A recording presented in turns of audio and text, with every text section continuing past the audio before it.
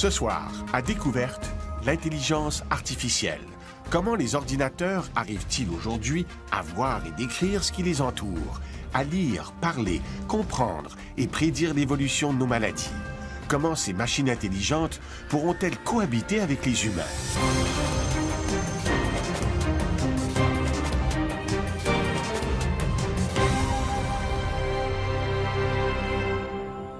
L'intelligence artificielle est sur une nouvelle lancée que rien ne semble pouvoir arrêter. Montréal en est un des pôles majeurs de développement dans le monde, avec la Californie, New York et Toronto, entre autres. Cette quête de l'intelligence artificielle ne date pas d'hier, mais les nouvelles capacités d'apprendre des ordinateurs nous laissent croire que le rêve de développer des systèmes intelligents est maintenant possible. Les performances de l'intelligence artificielle font le tour du monde. Le sujet est sur toutes les lèvres. Ses promesses sont grandes. C'est quelque chose qui va changer notre monde, qui va apporter très probablement une nouvelle révolution industrielle. Elle a le potentiel de changer le monde du travail. Ça va probablement conduire à un déplacement de certains métiers. Donc certains métiers vont disparaître, d'autres vont apparaître. Depuis 5 ans, l'intelligence artificielle a fait des pas de géant. On est plus avancé que je n'aurais pu l'imaginer. Et c'est juste la pointe de l'iceberg, quelque chose qui est en train de changer. Que nous réserve cette nouvelle conquête de l'intelligence artificielle? Jeffrey Hinton. Dans le milieu, c'est une sommité. Son temps se partage aujourd'hui entre l'Université de Toronto, où il enseigne depuis des décennies, et Google, en Californie, où il collabore à la recherche. Avec ses complices Yann Lequin de Facebook et Yoshua Bengio de l'Université de Montréal, ils ont jeté les bases dans les années 80 et 90 de ce qui deviendra la nouvelle approche en intelligence artificielle. À cette époque, les systèmes qu'on qualifiait d'intelligents étaient limités dans leur capacité d'apprendre, simplement parce que certaines tâches étaient trop complexes à programmer. Voir, par exemple. L'autre option, c'était de voir comment notre cerveau s'y prend pour apprendre. Et ce qu'il fait, c'est qu'il ajuste la force des interconnexions entre ces milliards de neurones. Personne ne programme le cerveau. Il s'inspirait donc des principes du fonctionnement du cerveau humain pour créer des systèmes basés sur les réseaux de neurones. Le problème, c'est que ça ne fonctionnait pas comme prévu et on ne savait pas pourquoi. La réponse viendra 20 ans plus tard, autour de 2010. La croissance exponentielle des données et la qualité des processeurs graphiques feront toute la différence. Quand les données se sont multipliées et que la puissance de calcul a augmenté, ça s'est mis à fonctionner.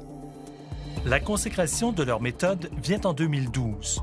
Le concours ImageNet met au défi des chercheurs du monde entier de développer un système intelligent, capable, entre autres, de classifier des milliers d'images différentes dans des centaines de catégories.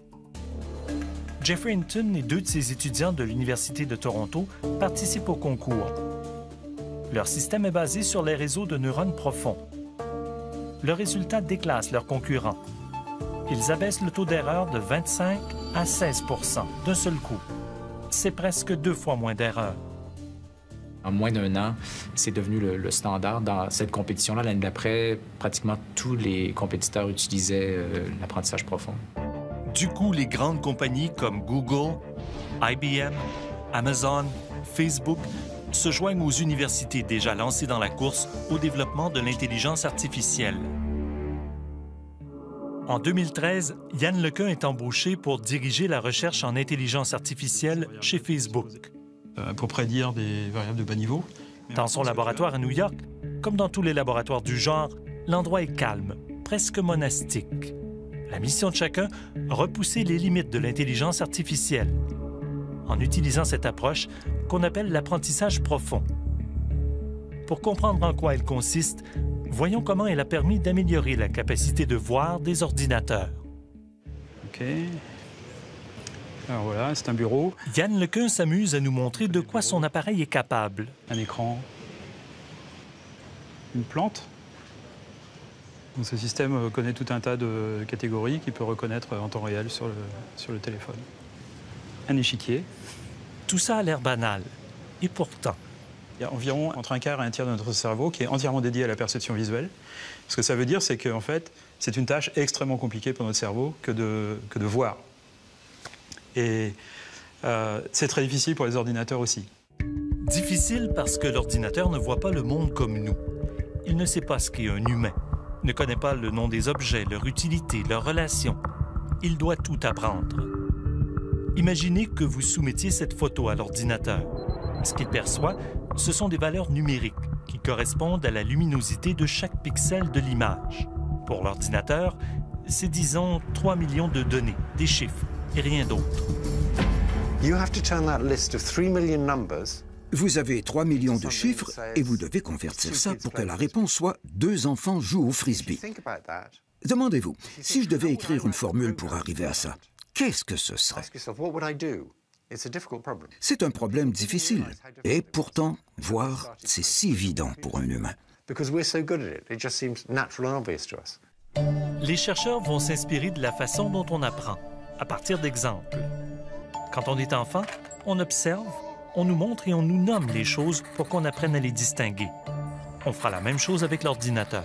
On lui donne des exemples de ce qu'il devrait faire, de qu'est-ce qui est dans l'image. Et si on lui donne suffisamment d'exemples et qu'on utilise ces fameux algorithmes d'apprentissage, incluant l'apprentissage profond, et là, il est capable de développer sa propre compréhension intuitive de ce sur quoi il a été entraîné.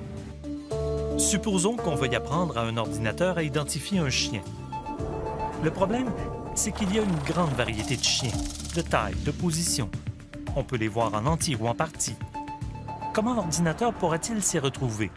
Alors, ce qu'on fait, c'est que on se repose sur le fait que les données naturelles, les images en particulier, ont une propriété qu'on appelle compositionnalité.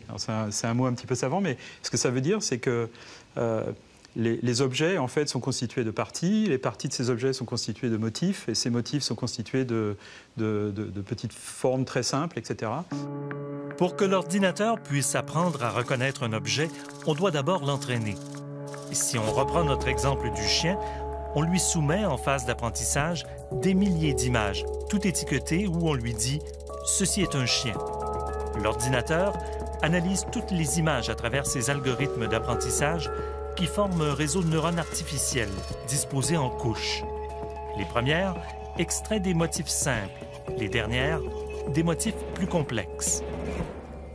Quand la machine s'entraîne, elle découvre elle-même, automatiquement, ces motifs et ces concepts intermédiaires qui sont nécessaires pour la reconnaissance de bout en bout.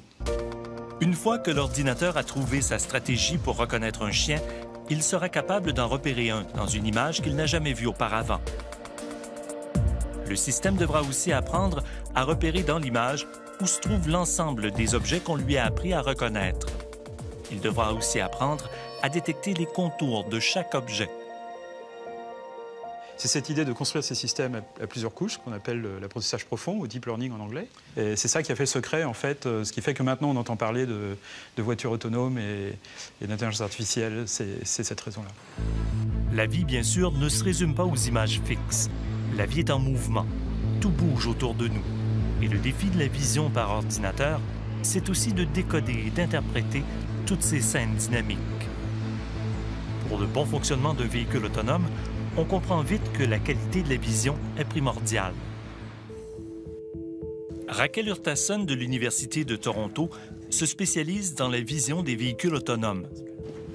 Christopher Pal, lui, est professeur et chercheur à Polytechnique Montréal. Il s'intéresse au décodage des images vidéo grâce aux méthodes d'apprentissage profond. Dans ce cas-ci, au-delà de classifier et de détecter les objets, les systèmes intelligents doivent apprendre à décoder la relation entre les objets. Christopher nous en donne un exemple à l'aide de cette vidéo utilisée durant leurs travaux. L'ordinateur devait décrire la scène. Ici, on a un singe, on a un chien, mais l'aspect subtil, c'est l'interaction entre les deux. It's a monkey teasing a dog's leg. Donc, il y a une interaction avec une partie du chien. Et l'interaction, c'est pas comme un mot typique, c'est comme un mot relativement avancé. Donc il joue, hein, teasing, c'est jouer un peu, il agace. Oui. Pour un véhicule autonome, cela pourrait se traduire par la capacité de comprendre la nature des objets qui l'entourent, mais aussi leur comportement et leur interaction. La voiture autonome doit évaluer plusieurs paramètres à la fois. L'espace libre où elle peut se déplacer, les types de véhicules autour d'elle, leur comportement. Les mouvements d'une bicyclette seront différents de ceux d'un camion, d'une voiture ou d'un véhicule d'urgence comme la police. La voiture autonome doit avoir la capacité de décoder les intentions des autres véhicules dans son environnement et d'agir en conséquence. C'est tout un défi parce que cela implique qu'on puisse prédire la scène qui va suivre celle qu'on observe. La trajectoire d'un véhicule ou le mouvement d'un piéton. Cela paraît simple, mais pour un ordinateur, c'est une tâche difficile. Quand on conduit, la prédiction est importante. Si on veut réagir à temps, on a besoin d'évaluer ce qui va se passer et quand ça va se passer. L'équipe de Christopher Paul s'intéresse aussi au mouvement du corps. Il est possible de voir les différents styles de marche. À partir d'une banque de données de capture de mouvements humains, on tente d'apprendre à un système intelligent à prédire des séquences d'actions d'une personne, que ce soit dans un espace virtuel comme un jeu vidéo ou dans la rue. Il y a une certaine probabilité pour chaque piéton de continuer, de faire quelque chose d'abrupt. Et notre capacité de détecter ce genre de changement dans les mouvements des piétons influence la possibilité de mieux contrôler les voitures et de réduire les accidents, de faire les prédictions comme le genre de choses qui est associé avec les humains. 5 ans seulement après le concours d'ImageNet, l'apprentissage profond a ouvert les yeux de tous sur les possibilités de l'intelligence artificielle. Quant à la vision, l'ordinateur atteint aujourd'hui de bonnes performances dans des tâches spécifiques. Mais pour le reste, il y a encore beaucoup de travail à accomplir.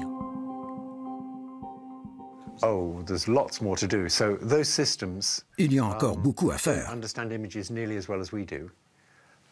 Les systèmes ne cherchent pas toujours, par exemple, à analyser l'ensemble des éléments de l'image pour s'assurer qu'ils soient cohérents.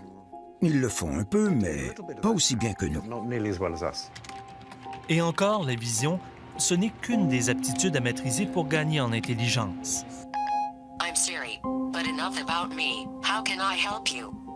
Il faut aussi que les ordinateurs apprennent à parler, à communiquer et à comprendre ce qu'on leur dit.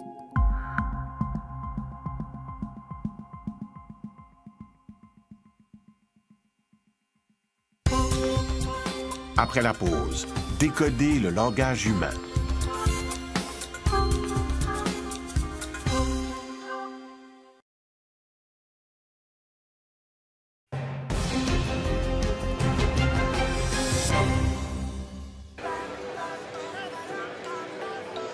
Janvier 2017, Las Vegas accueille le Consumer Electronics Show, le grand rendez-vous du gadget.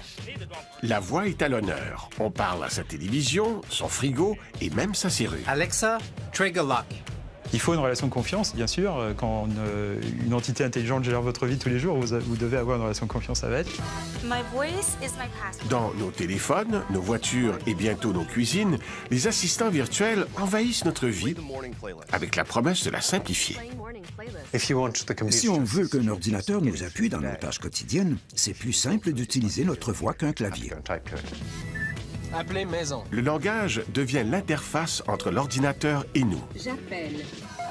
Ça va changer complètement la manière dont on interagit avec les machines. En plein cœur de Montréal se trouve un des artisans de cette révolution. Nuance Communication est un des chefs de file en reconnaissance vocale. Ça fait 20-25 ans qu'on tente de parler à des gadgets. Mais là, finalement, la reconnaissance de la parole la technologie, elle évolue tellement, elle est mature. Pour Richard Lajoie, décoder la parole, c'est mission accomplie. On a des taux d'erreur maintenant qui nous permettent de dialoguer et de poursuivre des transactions sans aucun problème. On est rendu là. Si l'ordinateur passe facilement de la parole au texte et du texte à une voix de synthèse, son vrai défi est dans la compréhension du texte lui-même. Il faut maîtriser un vocabulaire, comprendre l'intention, poser des questions. Pour éviter les dialogues trop complexes, mieux vaut exécuter des tâches simples. Bonjour, j'aimerais faire livrer une pizza pour ce midi. Quelle est votre commande pour l'instant? Alors, une pizza toute garnie, de taille moyenne. Première étape, l'étiquetage. Un extra olive noire. Le système doit identifier les mots importants, la taille, les ingrédients, les exceptions, et retrouver à quoi ils correspondent dans sa propre base de données. S'il lui manque une information, l'agent virtuel relance la conversation. Quelque chose à boire. Une logique simple et efficace. Mais dans le cas de la pizza, l'application n'est disponible qu'aux États-Unis et en anglais. Je voudrais connaître le solde de mon compte épargne. Du monde bancaire au transport aérien, certains agents virtuels travaillent en français. Mais pour leur apprendre une langue ou un nouveau métier, il faut recommencer leur formation. Puis là, on lui empêche de le transférer dans un autre dossier. La matière première, ce sont les données fournies par les entreprises. Des milliers d'heures de conversation entre leurs clients et leurs centres d'appel. Il n'y a pas moyen pour vous, peut-être... Tous les accents, tous les nouveaux langages, tous les bruits qu'on doit gérer, etc. Avec des données, on peut créer des systèmes incroyables. Sans données, c'est beaucoup plus dispendieux à créer les systèmes et ils ne sont pas aussi performants. Alors nous, les données, là, c'est de l'art. Grâce à ces données, le système apprend les différentes manières de formuler une même requête. Il se construit un vocabulaire. Après quelques semaines, il est prêt pour le travail. Mais son champ de compétences reste limité. On n'a pas encore la technologie qui permet à une machine d'avoir un dialogue utile à l'extérieur d'un domaine très restreint de situations pour lesquelles elle a été construite. Si on sort de ce cadre, elles vont répondre par une pirouette parce que une blague ou quelque chose pour donner l'impression d'être utile, mais en fait, elles ne savent pas comment gérer la situation. Pour aider l'ordinateur à se rendre plus utile, il faut approfondir sa compréhension du langage. Dans les laboratoires de Facebook à New York, l'histoire commence par « Il était une fois ». Antoine Borde et son équipe ont entraîné leur système à deviner quels mots ont été enlevés dans des histoires pour enfants. Ce que vous voyez ici, c'est un extrait du livre de la jungle.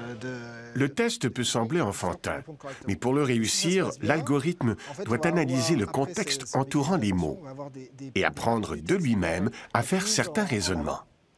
Et normalement, le mot est capable d'être retrouvé si on regarde les 10 ou 15 phrases précédentes. Donc on regarde si la machine est capable de faire ce jeu d'association pour essayer de trouver que tel pronom correspond à tel personnage, ou alors que en fait, deux personnes ne peuvent pas se parler si elles ne sont pas dans la même pièce. Avec le bon entraînement, un ordinateur peut donc manier des concepts simples, comme les personnages, les lieux ou le passage du temps. Alors, peut-on dire qu'il comprend? Quand je dis compréhension, c'est souvent un peu un terme assez fort.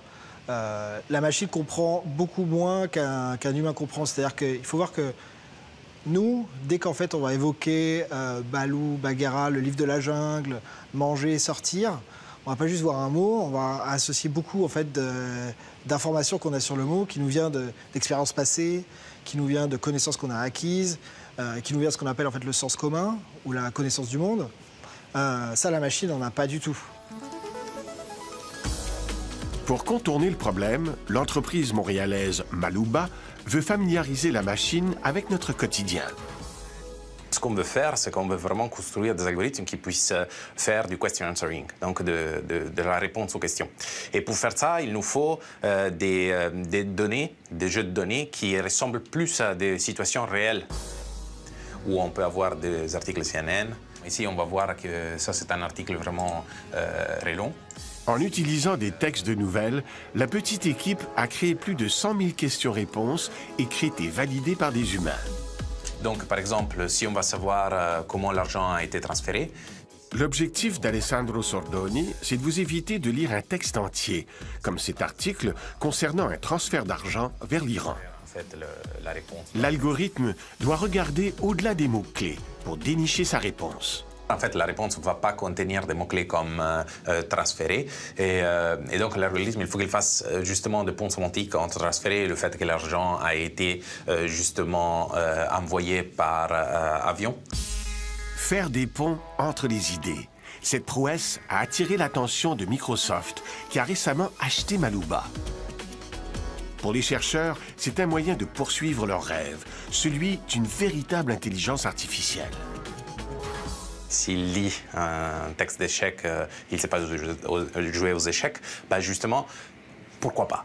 Je veux dire, pourquoi pas? Pourquoi pas arriver à construire un algorithme qui peut apprendre par le langage et dont nous, les humains, on peut lui apprendre par le langage. Donc ça, c'est sûr que c'est une étape importante. Un peu le but un peu de Maluba, c'est un peu construire une machine érudite, qui sait en quelque sorte utiliser toute la connaissance qu'on a écrite. En 5 ans, grâce à l'apprentissage profond, la compréhension du langage a fait des bonds de géants. View notes. La reconnaissance vocale aujourd'hui est incroyable et les outils de traduction développés par Google et le laboratoire de Yoshua Bengio sont très efficaces. On progresse beaucoup plus vite que je ne l'aurais cru. Ça commence à fonctionner, mais c'est juste les balbutiements. Donc, je pense que c'est un domaine, là, tout ce qui est langage naturel, où on commence à voir des percées, mais il y a encore beaucoup plus devant nous que derrière. Car devant nous, il y a la multiplication des données. L'humanité publie chaque jour des milliards de messages, de photos, de vidéos, d'articles scientifiques. Pour l'intelligence artificielle, c'est une mine d'or à exploiter.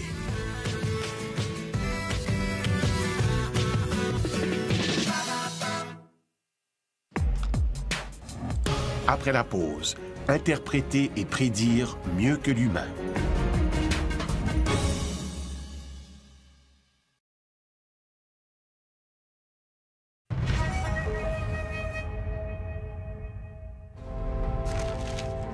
On lui fournit des décennies d'images de haute couture et l'intelligence artificielle inspire les créateurs en leur proposant des couleurs, des formes et des textures.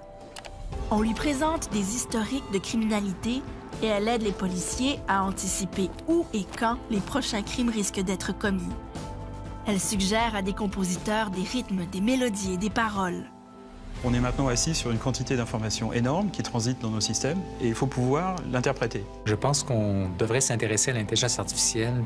Ça peut justement être l'élément qui nous permet de tirer avantage des données, qui nous permet par exemple d'utiliser les données pour pouvoir prédire ce qui va arriver dans le futur. Les machines voient mieux et comprennent mieux le langage. Et surtout, elles apprennent. Mieux que jamais, elles tirent profit des données pour bénéficier des expériences passées, créer et même prédire.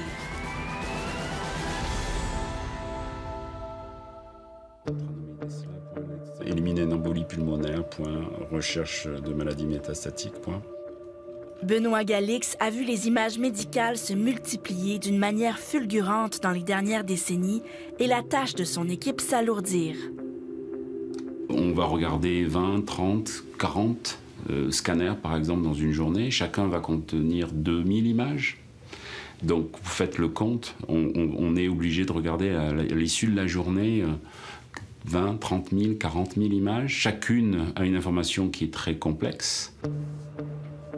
Il cherche quelques pixels anormaux parmi des milliers d'images saines. Est-ce qu'il y a un nodule ici? Est-ce qu'il y a un nodule ici? Peut-être. C'est pas évident.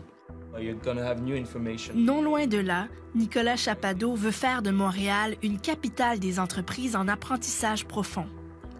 Il a notamment cofondé Imagia. On y forme des logiciels à repérer des lésions au cerveau, aux poumons, au sein, au foie, au côlon. En développement depuis seulement 2 ans, il rivalise déjà avec les meilleurs radiologues. Des nodules au poumon étaient si subtils que les 2/3 des radiologues ne les ont pas décelés. Le logiciel les trouve dans 95% des cas.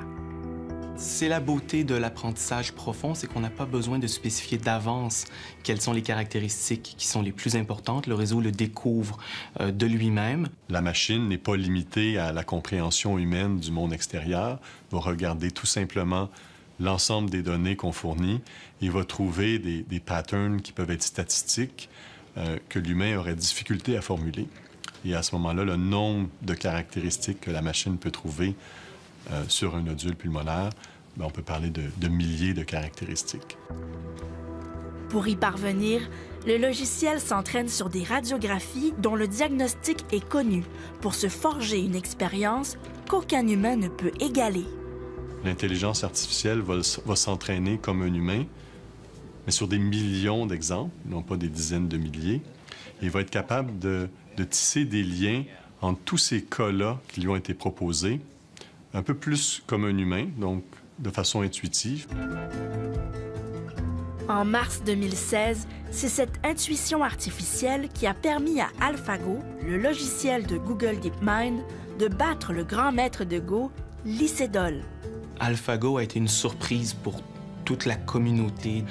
On n'attendait pas de victoire aussi éclatante de l'intelligence artificielle pour le jeu de Go avant au moins une dizaine d'années. L'objectif du jeu, contrôler le plus grand territoire par les pierres de sa couleur. À chaque tour, des centaines de coups sont possibles, un nombre d'enchaînements inimaginable et surtout incalculable. Pour l'emporter, AlphaGo devait donc rivaliser avec l'instinct des meilleurs joueurs de Go. Pour chaque coup possible, le réseau de neurones recherchait des motifs, des millions de combinaisons de pierres qu'il avait associées à des situations avantageuses ou désavantageuses.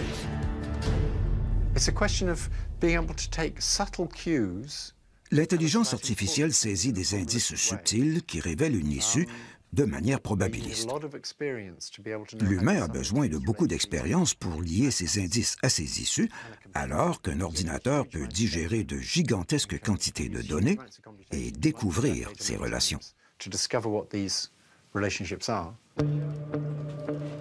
En comprenant les tendances passées, il devient alors possible de prédire. Prédire le futur d'une tumeur, par exemple, à partir d'un seul scan. Comme AlphaGo, le logiciel d'Imagia peut ainsi déterminer si un nodule au poumon est malin 2 ans avant tout radiologue, avec un taux de confiance de 90%. C'est de trouver à une taille minimale, avec des critères très très précoces, de dire dès le départ, eh bien, la probabilité qu'un nodule qui a cette forme, je ne peux même pas moi l'avoir, c'est des informations qui ne sont pas forcément visibles dans l'image, hein. La probabilité qu'elle soit maligne est élevée. Ici, au Centre universitaire de santé McGill, la banque contient plus de 200 millions d'images, une des plus vieilles en Amérique du Nord. Pour Imagia, des données d'entraînement comme celle-ci permettront de décupler les capacités de prédiction de l'intelligence artificielle. Donc, ce qu'on regarde avec toutes les caractéristiques que peut extraire l'intelligence artificielle, c'est qu'on pourrait aller un peu plus loin que constater un fait. On pourrait prévoir, justement, qu'est-ce qui va se passer en termes de résistance, quel traitement on devrait appliquer à ce patient-là, quelle mutation génétique ce patient-là a potentiellement. L'intelligence artificielle prendra toute sa force dans les domaines où on accumule beaucoup de données, comme en sciences, par exemple.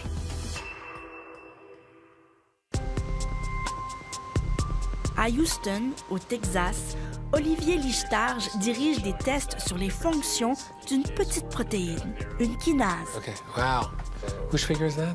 Un essai suggéré par un logiciel d'IBM. Et c'est en 2011 que l'idée lui est venue.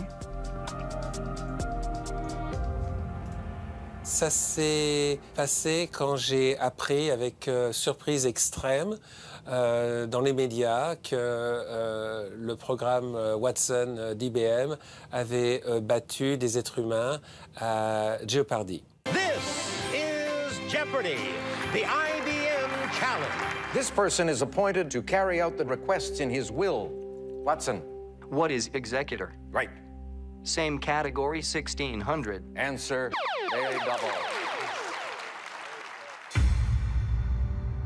La force de Watson, trouver des réponses dans de vastes quantités de textes, des millions de pages d'encyclopédies et d'articles médiatiques. Now we come to Watson, who is Bram Stoker. Donc l'idée au départ, c'était de voir si on pouvait adapter Watson à la biologie moléculaire et si l'adaptation était assez bonne pour pouvoir faire des prédictions qui ensuite s'avéraient être vraies du point de vue dans le laboratoire expérimental. En sciences, il se publie au moins 2 millions d'articles par année. Olivier Lichtarge croit que Watson peut l'aider à analyser cette masse d'informations. Il contacte IBM. Au début, j'étais très sceptique. Watson avait été créé pour répondre à des questions simples. Il n'avait pas été conçu pour être un scientifique. L'idée me semblait un peu farfelue. Scott Spangler et Olivier Lichtarge initient alors Watson à la biologie. Ils se concentrent sur une petite protéine, la P53, une des plus étudiées en cancérologie. C'est la gardienne du bon fonctionnement des cellules et dans plus de la moitié des cancers, elle est déréglée. Leur idée, trouver des protéines qui affectent P53 à travers 24 millions de publications scientifiques. Ça veut dire que lire 24 millions de textes, même de façon relativement superficielle, ça donne un point de vue sur les connaissances que moi, je ne peux pas acquérir en lisant en profondeur 5 à 10 papiers par jour. Pour tester Watson, les chercheurs lui fournissent seulement les publications scientifiques précédant 2003. Watson a alors anticipé presque toutes les kinases découvertes par les biologistes après 2003.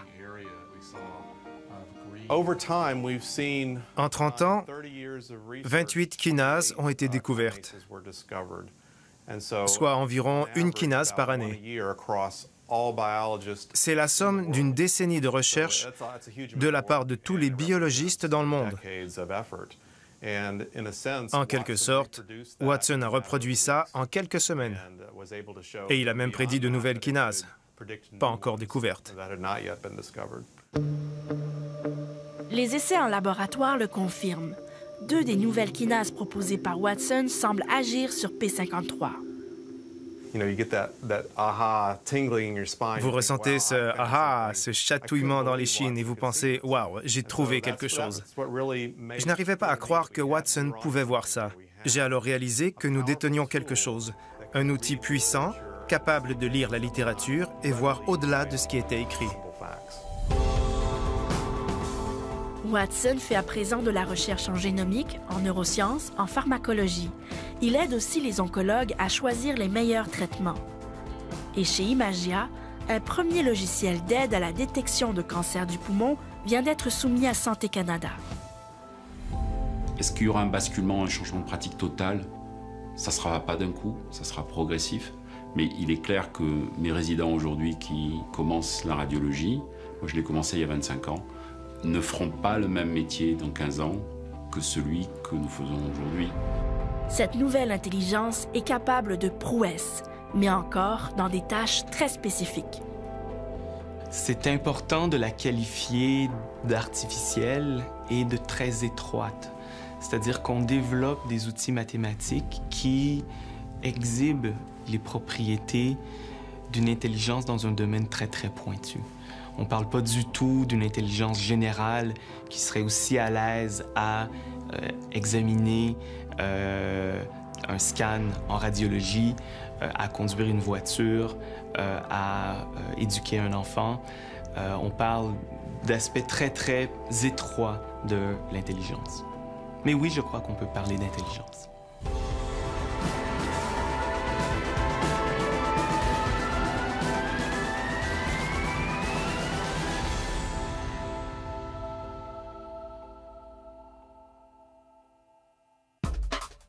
Après la pause, la cohabitation machine-humain.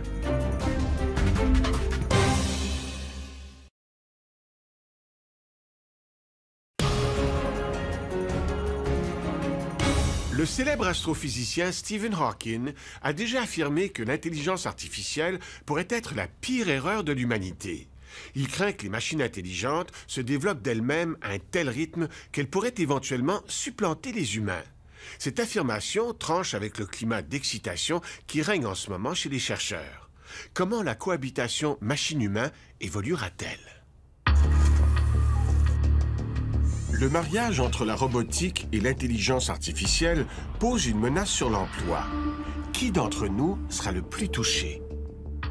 Je pense que l'intelligence artificielle va être utilisée dans beaucoup de domaines qui couvrent des emplois des gens très manuels jusqu'à des emplois comme le radiologiste, qui sont des gens très, très éduqués. C'est clair que dans les décennies passées, si on regarde l'effet de l'automatisation, c'est plus les emplois les moins bien payés qui en souffrent le plus. Et ça risque de continuer. Ce qui fait que c'est peut-être un petit peu différent par le passé est dû à l'accélération du progrès technologique, vu qu'on est sur une espèce de courbe exponentielle de progrès. Et donc, ça devient de plus en plus difficile, en fait, au niveau des transformations de la société, de gérer ça, parce que les gens ne changent pas aussi vite que la technologie autour d'eux. Il y a une question dont on parle moins, c'est la question de l'utilisation de l'intelligence artificielle pour manipuler les gens. C'est déjà le cas, par exemple, que la publicité nous manipule, mais ça risque de l'être encore plus au fur et à mesure que l'ordinateur a plus d'informations sur nous et puis est plus fort dans son intelligence. On n'arrête pas le développement technologique. Il va se poursuivre coûte que coûte. Mais il faut qu'il soit encadré par les gouvernements, qui, eux, doivent veiller au bien-être de tous. Plus performant, plus intelligent, l'ordinateur éclipsera les capacités intellectuelles de l'humain. Alors, que nous restera-t-il? Quelle sera notre expertise face à l'intelligence artificielle? Je pense que pendant longtemps, on ne voudra pas donner à l'ordinateur une tâche qui requiert de l'humanité. Donc, tout ce qui concerne les relations entre les personnes, de s'occuper des gens malades, des enfants, des personnes âgées. Donc, c'est l'authenticité de la communication humaine, en fait, qui est irremplaçable dans l'automatisation. Il n'y a pas d'intérêt à aller à un concert de jazz si le musicien est une machine, parce que le jazz, c'est la communication de l'émotion en direct, à travers l'improvisation. Les robots sont voués à interagir avec nous. Pour maintenir l'harmonie, devrait-on leur inculquer des valeurs universelles, des valeurs humaines? Mais en fait, l'intelligence des ordinateurs seront très très différentes des intelligences humaines dans leur motivation. On peut construire leur motivation en particulier pour que leur motivation soit alignée avec les valeurs humaines et non pas en opposition avec les valeurs humaines. Et on peut construire ces machines pour qu'elles n'aient pas d'ambition, pour qu'elles n'aient pas de l'instinct de survie, pour qu'elles n'aient pas l'envie de devenir violentes si elles se sentent menacées, pour qu'elles ne se sentent pas déçues si on a envie de les éteindre. Mais quand on met au point des ordinateurs intelligents, ils ne sont pas programmés par l'évolution. Ils n'auront pas un instinct de survie qu'ils vont essayer de se défendre contre nous. Ils vont faire ce que nous, on aura décidé dans leur programmation, dans les objectifs qu'on aura décidés pour eux. Donc, c'est pas du tout la même situation. L'idée d'une intelligence artificielle devenue mal intentionnée a maintes fois été exploitée par la science-fiction. L'humain ne risque-t-il pas d'être un jour soumis à l'intelligence artificielle? Et il y a quelque chose qu'il faut essayer de comprendre, c'est que il y a une espèce de peur qui vient de la science-fiction, de Hollywood, etc., qui tend à suggérer que les machines intelligentes voudront contrôler le monde. Mais en fait, c'est une projection des qualités et défauts de l'intelligence humaine vers les ordinateurs qui, en fait, ne devraient pas être faites, en ce sens que on a du mal à imaginer une intelligence qui ne soit pas humaine, c'est-à-dire qui n'ait pas les mêmes qualités et défauts que l'intelligence humaine. Mais en fait, l'intelligence des ordinateurs seront très très différentes des intelligences humaines dans leur motivation. Et donc, on s'imagine qu'une intelligence supérieure qui viendrait de l'intelligence artificielle, peut-être, ne serait pas fine avec nous. Mais tout ça, c'est des projections psychologiques et un peu viennent du fait qu'on ait été programmé par l'évolution pour veiller à notre survie, puis à se défendre en attaquant les autres et en agissant pour notre survie personnelle. Mais je pense que beaucoup des craintes qu'on a ne sont pas justifiées. Ça ne veut pas dire qu'on ne doit pas rester aux aguets puis réfléchir aux dangers possibles. Et c'en est une intelligence qui perd le contrôle, qui devient nuisible. Mais je ne le vois pas comme pressante, en tout cas, comme question. L'armement autonome, ces robots capables de choisir une cible et de l'éliminer, soulève des questions éthiques. Faudrait-il encadrer l'usage de l'intelligence artificielle pour éviter des dérapages? Il y a, je pense, un parallèle qu'on peut faire avec les biotechnologies. Dans les années 70, les biologistes ont réalisé qu'ils pouvaient commencer à modifier le génome d'êtres vivants. Donc on s'est interdit de faire certaines choses, comme par exemple modifier le code génétique humain et produire des humains modifiés. Alors on n'en est pas à ce niveau-là avec l'intelligence artificielle, dans le sens que c'est probablement pas potentiellement aussi dangereux, en tout cas certainement pas pour l'instant et certainement pas pour les décennies qui viennent. Mais c'est quelque chose auquel il faut réfléchir. Il ne faut pas, bien sûr, ne pas jouer avec le feu et réfléchir avant que le problème ne se pose de manière urgente.